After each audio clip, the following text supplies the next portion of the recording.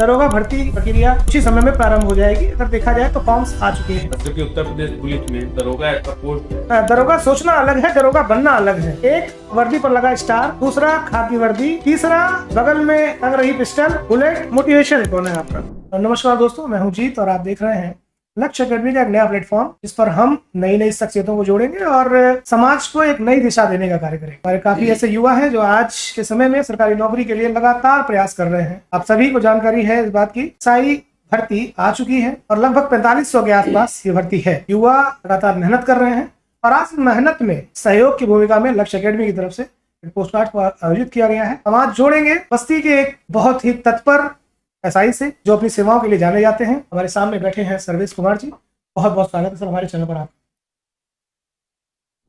सर्वेश जी, दरोगा भर्ती प्रक्रिया कुछ ही समय में प्रारंभ हो जाएगी। अगर देखा जाए तो फॉर्म्स आ चुके हैं, लगभग 4500 के आसपास वैकेंसी है। ऐसे में युवा प्रयास शुरू कर चुके हैं, क्या संदेश देना चाहेंगे युवाओं? सबसे पहले लक्ष्य अकेडमी के इस पॉडकास्ट में युवा है उसके लिए तो धन्यवाद आपका। देखिए, सब इंस्पेक्टर एक ऐसा पोस्ट है जो पुलिस विभाग की रीढ़ मानी जाती है। जैसे उत्तर प्रदेश पुलिस में दरोगा ऐसा पोस्ट है जो ऊपर से नीचे तक के अधिकारियों या कर्मचारियों को एक दूसरे से चैन बाय चैन जोड़ता है। दरोगा ऐसा पोस्ट है तो दरोगा से ही आपका मेन लॉ एंड ऑर्डर की ड्यूटी कराई जाती है। लॉ एंड ऑर्डर मेंटेन रखने में सबसे मुख्य भूमिका एक सब इंस्पेक्टर की हो। उसके बाद जनता से अपना रिलेशनशिप बनाने के लिए जनता को कैसे कार्यों में कैसे उनको सम्मिलित करें कि ताकि लॉ एंड ऑर्डर मेंटेन रहे, जनता से संवाद स्थापित डायरेक्ट दरोगा करता है। युवाओं में ये तो कार्य की बात हो गई। युवाओं में अभी भी बहुत ज्यादा क्रेज है एसआई का। एक एसआई बनना जो है युवाओं का देखा जाए तो फर्स्ट प्रायोरिटी में रखते हैं। आपके कंधों के सितारे जो है उनको अपनी ओर आकर्षित करते हैं। क्या कारण है इसके पीछे? देखिए, सब इंस्पेक्टर एक हर नौकरी से एक अलग पहचान बना। जैसे सिविल में जो पोस्ट है, जैसे आप बी ग्रेड सी ग्रेड की बहुत सी पोस्ट है, अच्छी पोस्ट है, अच्छी सैलरी है, उसमें सब कुछ अच्छा होने के बावजूद भी उनका जो दरोगा का युवाओं में क्रेज है, इसीलिए उनको अलग करता है क्योंकि उनके पास एक यूनिफॉर्म होती है अलग, उसके सितारे लगे होते हैं और भी उसका जो अच्छा खासा एक युवा होता है। हाँ, युवा होता है। उनके अंदर ये वर्दी की बहुत जुनून है। हमको वर्दी दिखाना है चाहे कैसे भी बात। जी। बहुत ऐसे इस विभाग में आए हैं अध्यापक से और लेखपाल, सिगरेट की लोग लगभग नौकरी छोड़ के, हम लोग के साथ में ही हमारे क्लास में ही बहुत लोग ऐसे ट्रेनिंग किए जो ऐसे नौकरी छोड़ करके लोग आए हैं। तो युवाओं में इसका यूनिफॉर्म की वजह से इनका क्रेज इधर आकर्षित करता है। अच्छा, मैं चयन प्रक्रिया पर जरा प्रकाश डालें कि जैसे युवा जो तैयारी कर रहे हैं आज के समय में, उन्हें दरोगा सोचना अलग है, दरोगा बनना अलग है। तो दरोगा बन कैसे सकते हैं? सोच से थोड़ा बाहर निकल गए। दरोगा देखिए, दरोगा के लिए सबसे पहले योग्यता आपकी होनी चाहिए कि आपकी एक जो उसका मानक हाइट होनी चाहिए। जैसे यूपी पुलिस के लिए सब इंस्पेक्टर पे एक 168 सेंटीमीटर आपकी हाइट होनी चाहिए। जी। अलग अलग वर्गों के लिए अलग अलग है। एसटी के लिए अलग है, एसटी के लिए 160 है और सी ओबीसी और जनरल के लिए ये 168 है। अच्छा, 168 सेंटीमीटर के बाद फिर ये आपकी पुरुष में चेस्ट की भी वो है मानक है। एक चेस्ट आपकी 79 ऐसे सामान्य होनी चाहिए और 84 और एसटी के लिए केवल एक मानक है, इसमें 77 उनका होना चाहिए और 5 सेंटीमीटर। तो सरकार शारीरिक मानदंड हो गए इसके। और बाकी शैक्षिक योग्यता ये बाकी शैक्षिक योग्यता में आपका कोई विशेष योग्यता नहीं। आप सिंपल किसी भी यूनिवर्सिटी से ग्रेजुएशन आपका होना चाहिए, किए हो चाहे बीएससी किए हो चाहे बीबीए किए, आप ग्रेजुएट होना चाहिए। इसके लिए कुछ किसी प्रकार की विशेष योग्यता नहीं, ग्रेजुएट होना चाहिए और शारीरिक मानदंड होना चाहिए। अच्छा, इस तरफ जो है फिल्मों के बाद तमाम फिल्में आई, दबंग आई, सिंघम आई, ऐसी फिल्मों के बाद युवाओं में एक नया जोश पनपा भर्ती को लेके और वर्दी को लेके। कई ऐसे थे जो पुलिस की तरफ नहीं जाने वाले थे लेकिन फिर भी पुलिस भर्ती की तरफ गए। आपको लगता है वो सपने पूरे होते हैं? बहुत होते हैं। बहुत लोग जो उसके एक सही दिशा में मेहनत करते हैं उनको मिलता है ईमानदारी से। आप देख लीजिए, जो भी मेहनत की है जिस नौकरी के लिए उनको मिला है। अब जैसे कि कुछ लोग होते हैं कि तैयारी करते हैं कुछ और जो काम आता है वो क्विट कर देते हैं, सोचते हैं चलो हम भी दे देते हैं, चलो दे देते हैं, ऐसे नहीं होता है। आपका सिलेबस, एसएससी का सिलेबस अलग होता है, टीचर का सिलेबस अलग होता है, इसी तरह अन्य भी जो भी नौकरियां हैं उसकी सिलेबस अलग है। अब इसकी सिलेबस उससे अलग, तो आपको उस सिलेबस के मानक के अनुसार, निर्धारित मानक के अनुसार आपको उस दिशा में प्रयासरत होना चाहिए। आपको कम से कम समय में कुछ अपना समय निर्धारित करके उस पर फोकस करके पढ़ाई है। आपकी कंसेप्ट क्लियर होनी चाहिए कि मुझे ये करना है और इतने नंबर पिछले आपको 10 साल के पेपर उठा के, मतलब पिछले 2-4 साल जो भी सब इंस्पेक्टर के पेपर होते हुए हैं उसको आप निकाल के देख। मेरा अगला क्वेश्चन इसी से संबंधित था कि एक आम बालक जो ग्रेजुएट हो चुका है वो क्या करे कि उसके कंधों पे सितारे सजे, दरोगा बन जाए। बताएं तो एक निश्चित दिशा में वो मेहनत कराए, एक अपना टाइम टेबल बनाए कि हमको किस समय क्या करना है। आपने घंटे की बात कही, कुछ घंटे पढ़ने चाहिए या एक निर्धारित समय पर पढ़ने चाहिए, कितना समय आपको लगता है कि एक युवा जो है, एक आम बालक कितना समय दे अपनी शिक्षा से वो दरोगा बन सकता है, कितने घंटे पढ़े? देखिए जो सिलेबस है, इसके सिलेबस के अनुसार अगर 4 सेक्शन में है तो मेन तो आपका समय देना होता है कि जीएस को थोड़ा सा लेंगे, जीएस में थोड़ा सा अधिक समय देना पड़ता है। कुल मिला के 7-8 घंटा अगर चारों सेक्शन के लिए स्टूडेंट है। कितने घंटे बताए? 7 से 8। 7 से 8 घंटा एक युवा को देना होगा, क्योंकि इसमें एक फिजिकल भी है, उसके लिए भी एक युवा को शुरू से तैयारी करना पड़ेगा। तो 7-8 घंटे इसके लिए और 1 घंटे सुबह या 1 घंटे शाम को फिजिकल के लिए। जी जी। अच्छा, ये तो बात हो गई घंटों की, समय की। अब देखिए आज के समय में जैसा कि आप देख रहे होंगे, वर्तमान समय की बात की जाए तो लड़के ऑफलाइन कोचिंग से हटके, ऑफलाइन सेवा से हटके ये ऑनलाइन की तरफ जा रहे हैं। लोगों को लग रहा है कि हम मोबाइल पे क्लासेस चल रही हैं और हम उन क्लासेस को अटेंड करके बेहतर जो है पढ़ सकते हैं, बेहतर तरीके से पढ़ सकते हैं। आपको क्या लग रहा है, ऑनलाइन और ऑफलाइन क्लासेस को आप किस तरह से देख रहे हैं और क्या दरोगा भर्ती में इनमें से ज्यादा प्रमुख कौन पढ़ेगा? देखिए हम लोगों के समय में तो ऑनलाइन था नहीं ऐसा कोई सिस्टम, यूट्यूब ये सब के क्लासेज ऐसे कोई ऑनलाइन था, हम लोग तो ऑफलाइन से ही पढ़े थे। तो मैं जहाँ तक मुझे ये है जानकारी है कि जो ऑफलाइन में क्लास चलती है तो ज्यादा कंसंट्रेट होकर क्लास में आके बच्चे पढ़ते हैं, अपना उसी के अनुसार टास्क दिया जाता है, उसी के अनुसार अपना पढ़ाई करते हैं। ऑफलाइन में क्या होता है, उनको वो देखने वाला कोई रहता नहीं, अपने मन से पढ़ते हैं। और कौन से टीचर, किसी का कोई योग्यता का मानक तो है नहीं यूट्यूब पे किसी टीचर का कोई आप योग्यता तो जान नहीं रहे कैसे हैं, कैसे पढ़ा रहे हैं। आप उस पे शॉर्टकट पे पढ़ाते हैं, शॉर्टकट में जाके आदमी एग्जाम में क्या होता है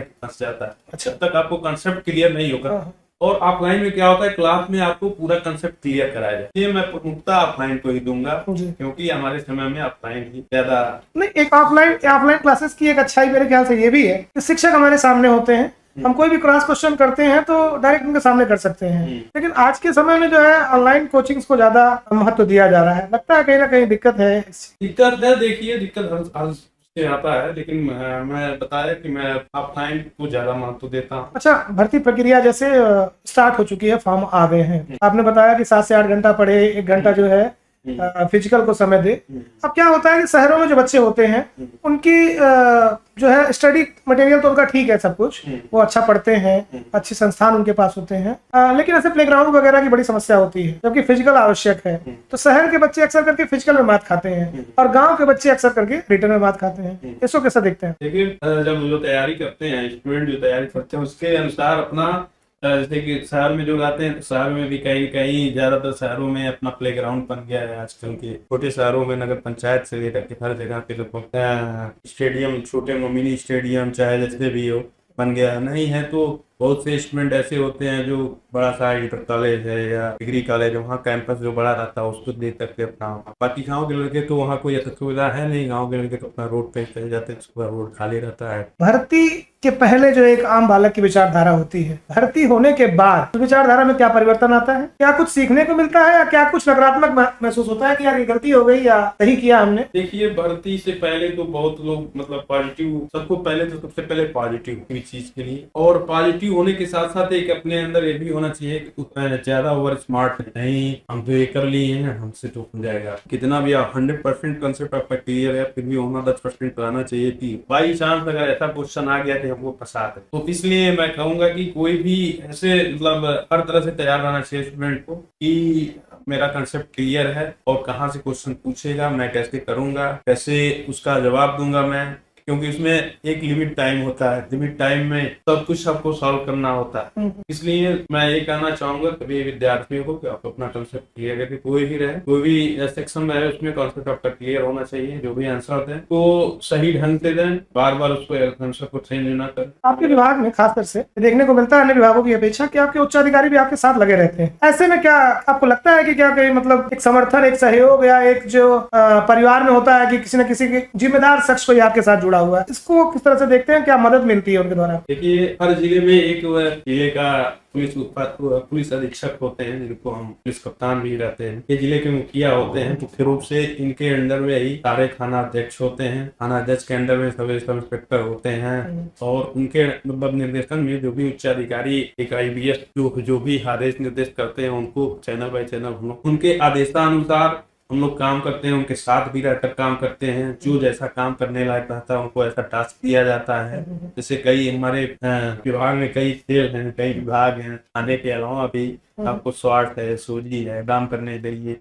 फिर अगर कोई किसी का साइबर टेक्नोलॉजी में ज्यादा जानकारी है, उनको सर्विलांस में भेज दिया जाता है, साइबर थाने में भेज दिया जाता है। तो सबके लिए अलग अलग है। जो जैसा काम करना चाहता है, हमारे पुलिस कप्तान उनको ऐसा पोस्टिंग कर देते हैं और अपने निर्देशन में काम करवाते हैं। इसलिए हमको अधिकारियों से, हमारे जो भी पुलिस कप्तान होते हैं, उनसे उनके साथ रह के बहुत कुछ सीखने को मिलता है। उनके साथ में रह के बहुत कुछ काम भी अच्छा होता है। जो देश लेवल पे भी हम लोग का चर्चा होती है, देश लेवल पे भी अच्छे कामों की चर्चा होती है। उसके लिए प्रोत्साहन भी दिया जाता है, इनाम भी दिया जाता है, मेडल भी दिया जाता है। इससे युवाओं में थोड़ा सा अन्य विभागों में क्या है कि जैसे मान लीजिए किसी विभाग में कोई बाबू है, कोई क्लर्क बन गया, तो ये जरूरी नहीं है कि वो अपने बहुत उच्च पदेन व्यक्ति से मिल पाए। लेकिन आपके साथ क्या है, आपके विभागों में कि अगर एक सिपाही की भी जरूरत है तो कप्तान के साथ लगातार लगा रहेगा। तो ऐसे में तो उस सिपाही को भी उस कप्तान से सीखने को लगातार मिल रहा है। बिल्कुल मिल रहा है, बहुत मिलता है हमेशा। सिपाही भी बहुत अच्छे हमारे हैं, जो हर सेल में रह करके,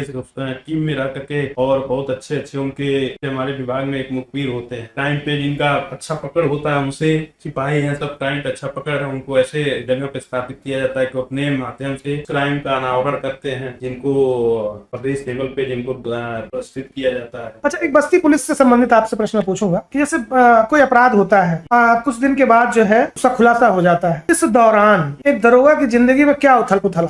दरोगा तो उथल रहती है, जो भी जिससे संबंधित जो क्राइम रहती है, उससे संबंधित दरोगा लग करके अपने उच्च अधिकारियों के आदेशों निर्देशों का पालन करते हुए जहां तक रहता है हर संभव वो अपनी की भावना से लेकर के उसका अनावरण करने में लगा रहता है। जैसे अनावरण हो जाता है, अधिकारियों को उसकी सूचना दी जाती है, फिर उसका एक प्रेस माध्यम से बताया जाता है। अच्छा, ऐसे में परिवार को समय दे पाते हैं? तो पुलिस की नौकरी है, परिवार तो सबकी लगभग जो रखे हैं लोग, तो अगर वहाँ पे अपने जहाँ पोस्टिंग है थाने पे चाहे उस मुख्यालय पे अगर है तो रात में अपना जब भी जाते हैं तो समय दे पाते हैं। अच्छा, अगर वेतनमान की बात की जाए आज के समय में, तो जो युवा जा रहे हैं IT सेक्टर्स में, या कुछ युवा ऐसा है कि जो प्राइवेट सेक्टर्स में जा रहे हैं BTech MTech के थ्रू, उनका जो वेतनमान है निश्चित रूप से सरकारी वेतनमानों से अच्छा है, लेकिन अस्थायित्व की अगर बात की जाए तो वो अस्थायित्व प्राप्त नहीं कर पाते हैं। आप क्या कहेंगे, कैसे देखते हैं इसको? देखिए, पुलिस विभाग ऐसा है कि मतलब इसमें आने के बाद आपको बहुत कुछ सरकार से सुविधाएं मिलती हैं, सैलरी के अलावा। सबसे बड़ी बात तो आप घर के बहुत ज्यादा दूर नहीं रहते हैं। IT सेक्टर्स तो बेंगलोर और हैदराबाद सेक्टर, और आप घर के नजदीक रहकर नौकरी करते हैं, प्लस आपकी सैलरी भी 4200 ग्रेड पे सब इंस्पेक्टर की सैलरी है, जो कुल मिला के 45,000 सैलरी शुरुआती मिलती। आपको सरकारी आवास भी उपलब्ध हो गया है आजकल, तो हर थाने पे सरकारी आवास बन के सरकारी आवास उपलब्ध कराया जा रहा है। सरकार की जो मंशा है कि सबको थाने पे ज्यादा से ज्यादा, पहले नहीं था, पहले उस समय पुराने समय में इतना सुविधा नहीं था द्वारा और पुलिस विभाग द्वारा, और इस समय में बहुत कुछ आगे काम किया गया हो रहा है, लगातार आवास आया जा रहा है, उसके लिए सुविधाएं मुहैया कराई जा रही है। आमतौर पर युवाओं में चार्म है कि 10 से 5 की नौकरी हो, एक अच्छा फ्लैट हो, एक अच्छी गाड़ी हो। क्या ये सपने पूरे हो पाएंगे दरोगा बनके? देखिए, दरोगा क्या, पुलिस विभाग के किसी भी अधिकारी या कर्मचारी के लिए एक मानक है कि आप इमरजेंसी नौकरी है, आकस्मिक सेवा है कि आपको कब कहाँ जाना पड़ जाएगा, कहाँ क्या, देखिए ये घटना जो भी होती है बता के नहीं होती,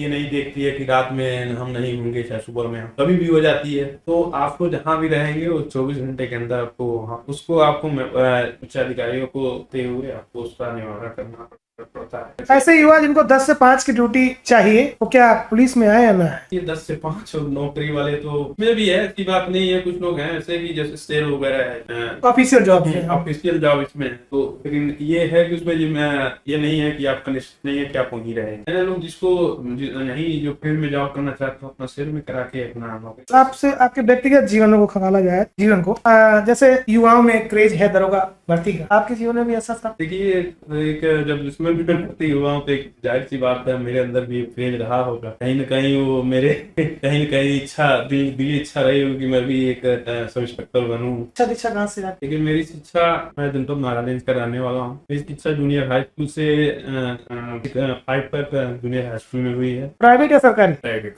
पीएचडी में कर रहा था, जैसे इस जॉब में आया था 18 महीने में पीएचडी हुई थी। अच्छा। मैं इस जॉब में आया तो टूट गया, फिर मैं जा भी नहीं पाया, गया भी नहीं। ये तो रही बात नौकरी की। नौकरी के दौरान आपसे युवा जो प्रभावित होते हैं वो आपकी वर्दी को देख के प्रभावित होते हैं। मैं प्रभावित होने की बात इसलिए बार बार कर रहा हूँ कि दरोगा बनना जो है उसके कई कारण हैं युवाओं की मानसिकता में। एक, वर्दी पर लगा स्टार, दूसरा खाकी वर्दी, तीसरा बगल में टंग रही पिस्टल, बुलेट। ये सारा युवाओं के सभी चारों को छूता हुआ है। आपको कैसा लगता है, क्या मानते हैं इसके पीछे? देखिए ये सिविल नौकरी से भी अलग करती है जो आपने बताया। एक सिविलियन से चाहे अन्य नौकरियों से भी ये जो आपने बताया है वर्दी क्या वर्दी के लगे स्टार हुए, और चाहे उससे बगल में खोसा हुआ पिस्टल या आपकी जो भी बाइक हो बुलेट, वो अन्य सिविलियन से अलग करता है। जहाँ तक मेरा मानना है कि लेकिन पिस्टल आकर्षित करती है युवाओं को, जरूर करती है।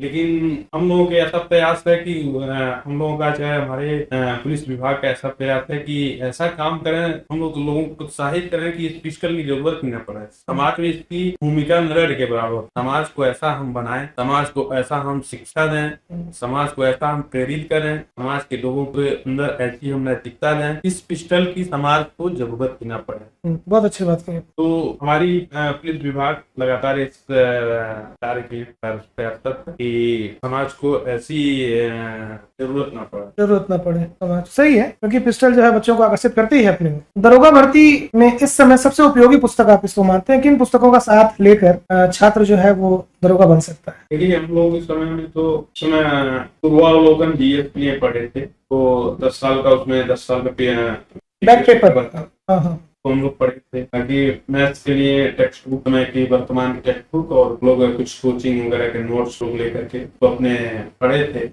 बाकी आपका जो 3rd सेक्शन है इसमें मूल विधि संविधान, इसमें मेनली देखिए उसके लिए आपको कोचिंग में प्रोवाइड करा दिया जाता है। वैसे मार्केट से आप लेंगे तो अलग अलग बुक ज्यादा आपको लेंगे। कोचिंग संस्था से जैसे आप यहाँ लक्ष्य अकेडमी का भी मैंने देखा था बनाया है, लेकर के पढ़ सकते हैं। उसके बाद क्या है कि पढ़ने के बाद जब लगातार प्रैक्टिस होती है, उस बुक के पढ़ने के बाद प्रैक्टिस होती है, तब आगे पता चलता है आपका मूल्यांकन क्या मतलब मैं कहाँ तक पहुँचा, एग्जाम के दृष्टि से मैं कहाँ हूँ अभी और कितना मुझे। और अचानक से एक युवा में क्या परिवर्तन आएंगे जब वो एक सामान्य बालक से एक दरोगा बन जाएगा? तो सपने पल रहे लोगों की आंखों में, उसी पर बात करते हैं। देखिए वो एक सामान्य व्यक्ति थे, सामान्य व्यक्ति के बाद जब दरोगा वो बन जाएंगे तो दरोगा बनने के बाद एक वर्ष की ट्रेनिंग दी जाती है। आपको इंडोर और आउटडोर की प्रशिक्षण दिया जाता है, जिसमें आपको संविधान के बारे में जो भी बीएनएस आ रहे हैं,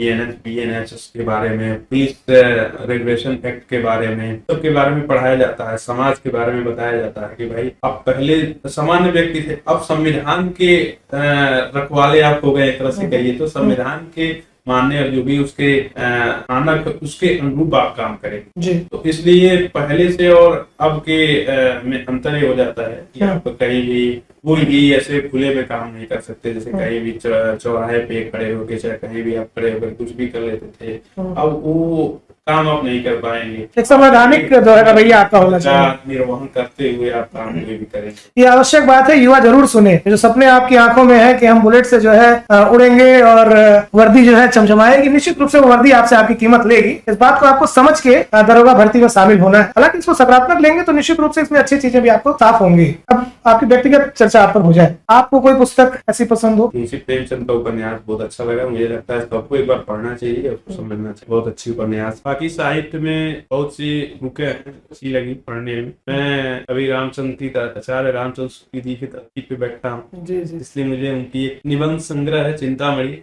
उसकी एक पंक्तियां मुझे याद आ रही है। श्रद्धा और प्रेम का नाम भक्ति है, वर्तमान हमें अंधा बनाए रहता है, अतीत हमारी आंखें खोलता रहता है, और बैर क्रोध का अचार व मुरब्बा है।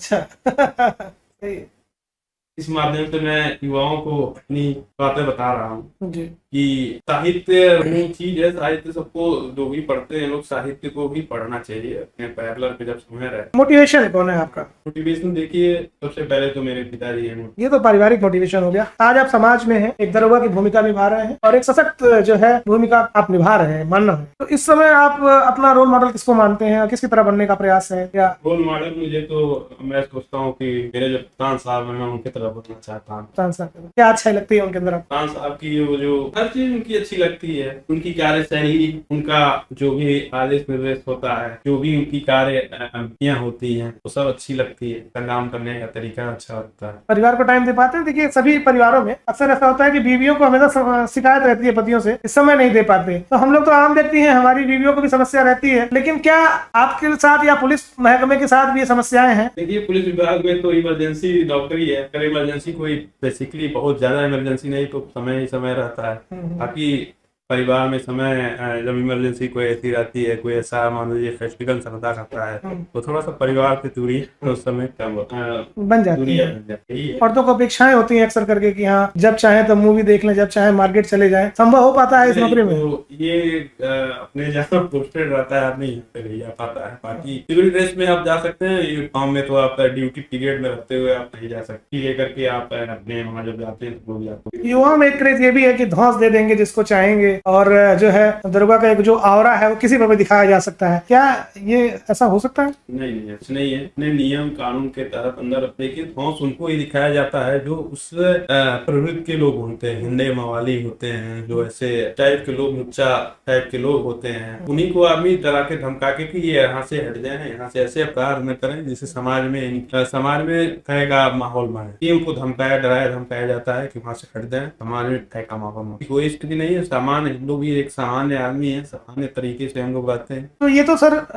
अभी आपने बताया कि समय दे पाना संभव नहीं होता है। चलिए ये आपकी निजी जीवन की बात हो गई। जिस वक्त आप एक आम छात्र थे, दरोगा बनने और आम छात्र के बीच में आप जो संघर्ष निरंतर कर रहे थे दरोगा बनने के लिए, तो संघर्ष के माध्यम से जो आपने पाया कि ये चीजें मैंने की तो मैं दरोगा बन गया, हमारे व्यूअर्स को जरूर बताएं कि कौन कौन सी चीजें जो करे एक आम बालक वो दरोगा बन सकता है। देखिए इस चैनल के माध्यम से बताना चाहेंगे कि जितने भी विद्यार्थी इससे जुड़े हैं, चाहे अन्य माध्यम से भी जुड़े, उनको सबसे पहले तो एक अपना दिशा निर्देश बनाना चाहिए। सिलेबस का ज्ञान पूर्ण रूप से होना चाहिए। इस सिलेबस में क्या है, क्या हमको पढ़ना है और क्या छोड़ना है। सभी युवा ध्यान से सुनेंगे इस बात को। सबसे बड़ी समस्या यही होती है कि पढ़ाई करते वक्त जैसे कि सिलेबस से इधर भी लोग पढ़ाई शुरू कर देते हैं, तो हमको ये सबसे पहले ये ज्ञान होनी चाहिए, जानकारी होनी चाहिए कि इस दरोगा भर्ती के सिलेबस में क्या क्या है। उसको सबको कंसेप्ट क्लियर होनी चाहिए। उस सिलेबस के अनुसार आप जो भी टेक्स्ट बुक पढ़ रहे हैं या आप लक्ष्य एकेडमी का आप नोटबुक पढ़ रहे हैं, उसके अनुसार उसकी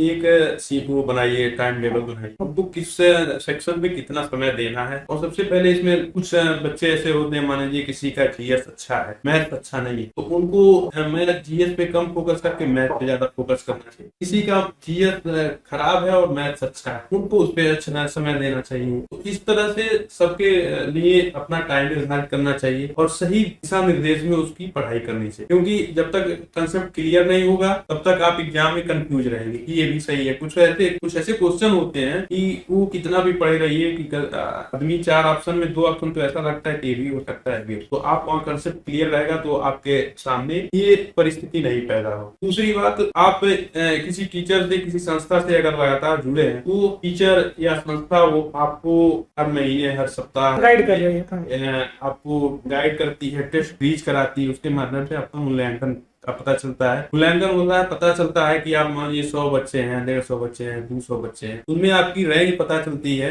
मान लीजिए फॉर्म तो 7-8 लाख लड़के भर रहे हैं, उसमें आपकी क्या स्थिति रहेगी। जब यहाँ आपकी स्थिति सही है, अगर अंडर 10 में आ रहे हैं, चाहे 5 में आ रहे हैं, तो आप ये मान के चलिए हमारा सिलेक्शन होने के चांस है। तो सबसे इसका भी विशेष ध्यान रखना चाहिए कि टेस्ट सीरीज पिछले 10 साल के प्रीवियस पेपर सब उठा करके पढ़ना चाहिए बच्चों, और सही दिशा निर्देश में अपनी पढ़ाई करनी चाहिए, ना कि पूरा जो बुक है उसको पढ़ते रहिए। जो सिलेबस का एक पैटर्न है, सिलेबस के अनुसार। बहुत अच्छी जानकारी आपने दी हमारे दर्शकों को, बहुत बहुत धन्यवाद सर आपका। तो ये थे सर्वेश चौधरी जी, जो लक्ष्य एकेडमी के इस नए पॉडकास्ट में गेस्ट थे, और इन्होंने दरोगा भर्ती से संबंधित काफी जो बच्चों के दिमाग में भ्रांतियां हैं उनको दूर करने का काम किया और एक सही दिशा निर्देश देने का काम किया। जल्दी ही हम नए पॉडकास्ट के साथ आपके बीच हाजिर होंगे, तब तक के लिए नमस्कार।